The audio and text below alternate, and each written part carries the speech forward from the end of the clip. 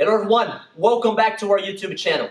Today I'm here with Brian, and Brian is going to demonstrate 3 techniques to take your game to the next level. Am I right, Brian? That's correct. Yeah, so the technique is going to be from? The mount Position. But before you do that, before you show you the 3 techniques to take your game to the next level, I'm going to ask you a favor. If you haven't subscribed to our YouTube channel, please subscribe. And also give us the thumbs up. And don't forget to hit that bell below, because if you don't do that, the YouTube doesn't send you a notification when we upload a new videos to our YouTube channel.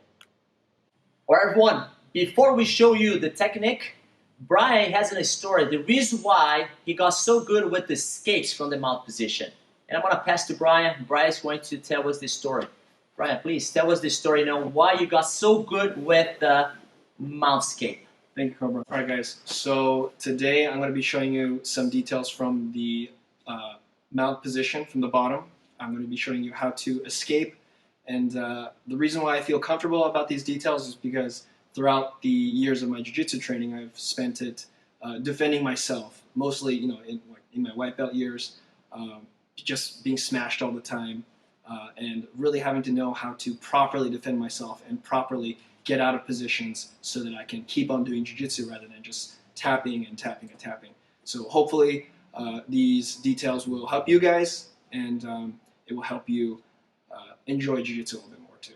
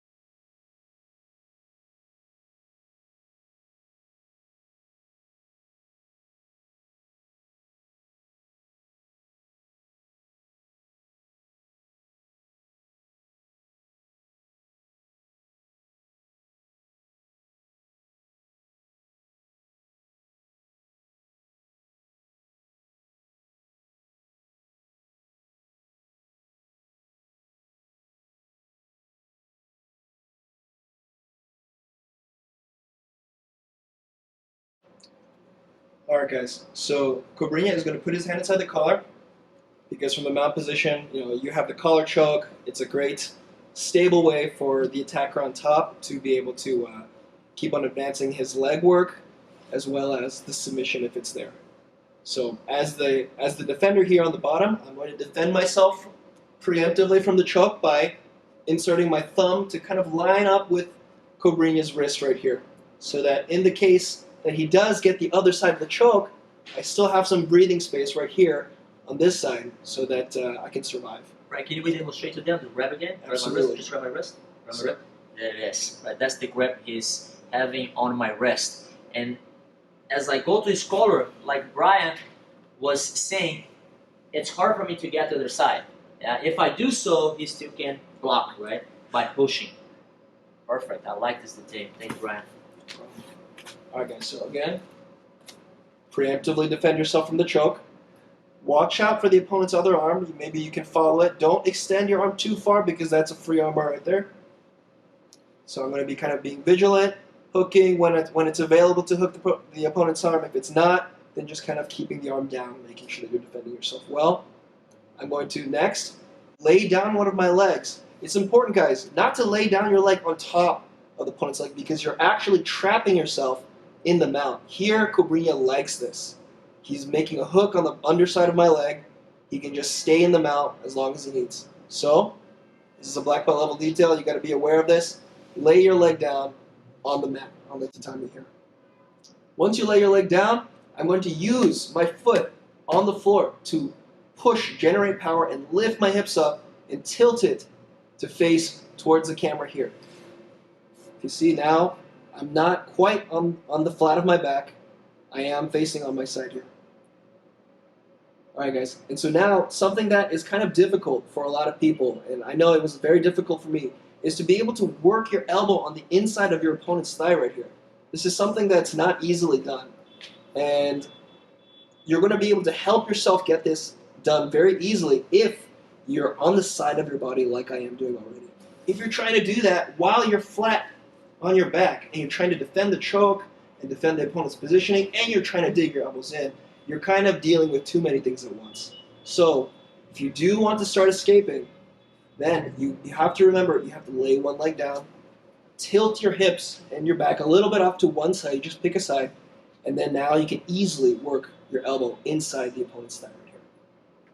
All right, guys. So now from this position, I'm going to start enacting the escape. I'm going to connect the toes of my flat leg to the floor so I can generate power. I'm going to move my kneecap right behind Cobrinha's toes here. And I'm going to even use my other leg pushing against the floor to generate power and force Cobrinha's leg out. In the event that Cobrinha's leg does fall right on top of my leg right here, this is a free half guard or free escape. But most of the time, especially in Cobrinha's case, you're fighting against someone who's very skilled. His foot is probably just going to stay connected to my kneecap like so, which is enough space. It's just enough for me to collect his leg. And so guys, if you don't have too much flexibility, you can still escape from this position. All you have to do is just use the back of your ankle, collect his leg straight into the half guard, or just squeeze it with your thighs. I personally recommend squeezing with the thighs because if you lock your legs, you're kind of trapping yourself in the half guard. And if your opponent is very skilled, he's still going to make the best of the situation and attack you. So now, while you're squeezing the opponent's legs, all you have to do is then make a hook underneath the leg right here, underneath the ankle. I'm using my instep, and I'm going to hand off Cobrinha's entire leg to my bottom leg in the form of a butterfly hook. Once I get this butterfly hook, I'm going to shift Cobrinha's weight backwards. I'm already framing against his body, framing against his upper body to protect myself, framing against the knee so that Cobrinha doesn't move very easily. And then now if you see my back leg right here, I'm going to just straighten my body, get my foot in the hip, and then now, depending on how crazy my opponent's going to go, I can either sweep or just get home base, the closed guard. And then now I'm in safety. I can start to work my attacks, I can start to work a sweep.